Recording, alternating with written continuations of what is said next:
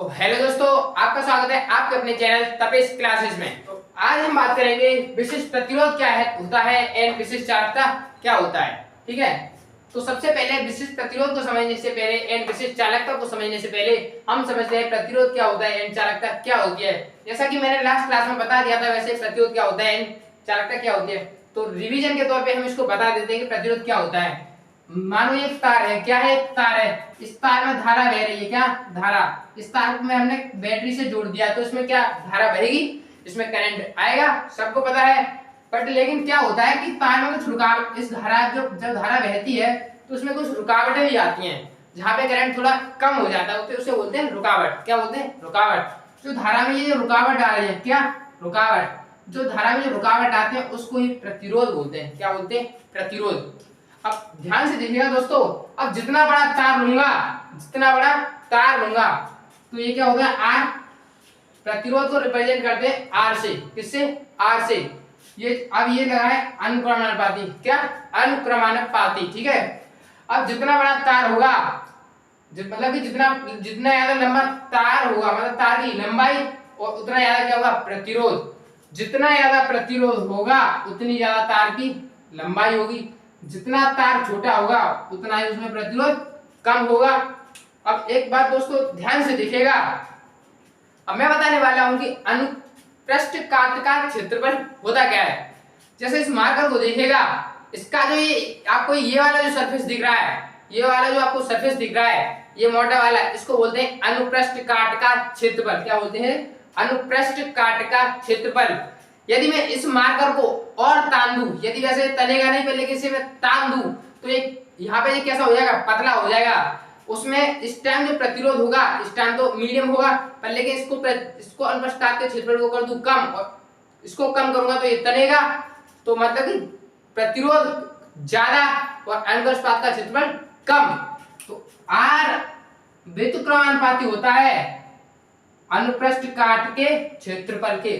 दोस्तों इसका मतलब होता है, यदि यहाँ पे ये लगा है अपॉन में है, 1 के अपॉन में है, तो इसका मतलब अनुप्रस्थ काट का क्षेत्रफल बढ़ेगा तो प्रतिरोध कम होगा, और प्रतिरोध बढ़ेगा तो अनुप्रस्थ काट का क्षेत्रफल कम होगा। इसका मतलब तार को हम जितना ज्यादा लंबा खींचेंगे उतनी ज्यादा उसमें प्रतिरोध तो होगा, पर लेकिन अनुप्रस्थ काट का क्षेत्रफल कम हो जाएगा और प्रतिरोध बढ़ जाएगा। यदि प्रतिरोध ज्यादा होगा तो अनुप्रस्थ काट का क्षेत्रफल कम होगा। यदि हम इन दोनों को जब मिलाते हैं तो आर तो इनमें आएगा। यदि आर यहाँ पे इसको साइन बोलेंगे, ऊपर क्या आ जाएगा, एल, और अपॉन में ए। ये वाला ए जो ए है इसको बोलते हैं तार की लंबाई, इसको बोलते हैं अनुप्रस्थ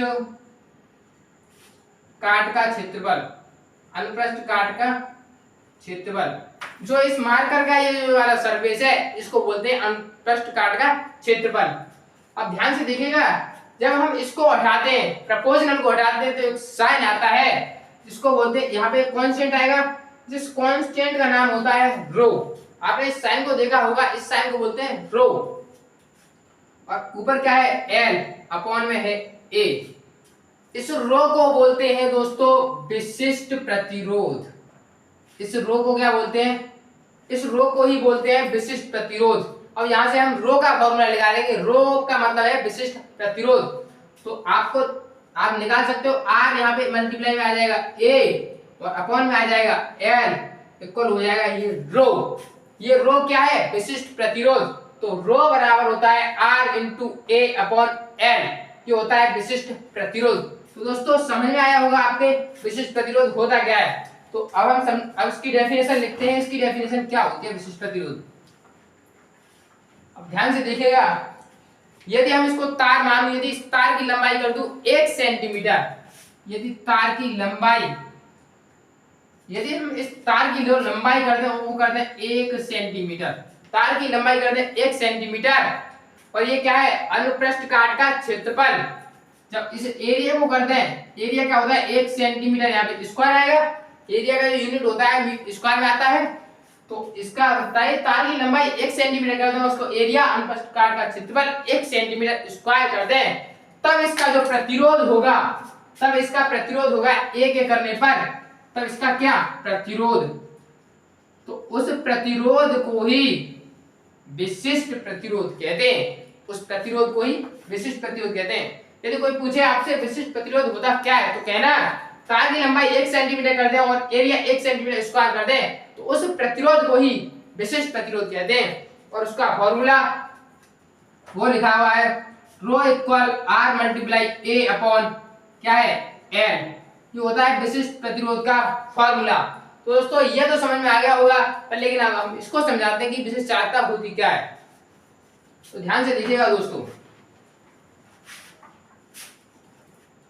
मानो ये कोई सॉल्यूशन है, ये क्या है एक विलयन है, क्या है विलयन है। ध्यान से देखिएगा ये क्या है एक विलयन है। विशिष्ट चालकता, चालकता के बारे में हमने बता दिया था, यदि किसी तार में धारा प्रवाहित होने की शक्ति को क्या कहते हैं चालकता कहते हैं। इस कंटेनर में क्या है एक विलयन है दोस्तों, इस कंटेनर में क्या है एक विलयन है।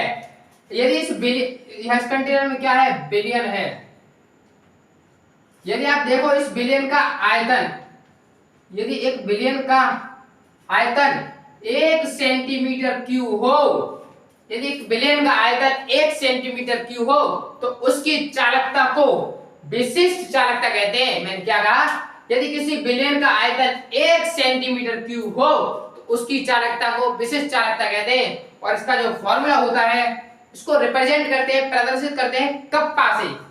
ये के की तरह होता है, इसको बोलते हैं कप्पा। कप्पा बराबर होता है 1 अपॉन रो, कप्पा बराबर 1 अपॉन रो। इसका मतलब जब हम विशिष्ट चालकता बढ़ाएंगे तो विशिष्ट प्रतिरोध कम होगा, तो इसलिए कहते हैं प्रतिरोध का व्युत्क्रम को चालकता कहते हैं और विशिष्ट प्रतिरोध का व्युत्क्रम भी विशिष्ट चालकता होगी। तो दोस्तों ये समझ में आया होगा। यदि वीडियो अच्छी लगी हो तो वीडियो को लाइक एंड चैनल को सब्सक्राइब करना ना भूलें। धन्यवाद दोस्तों।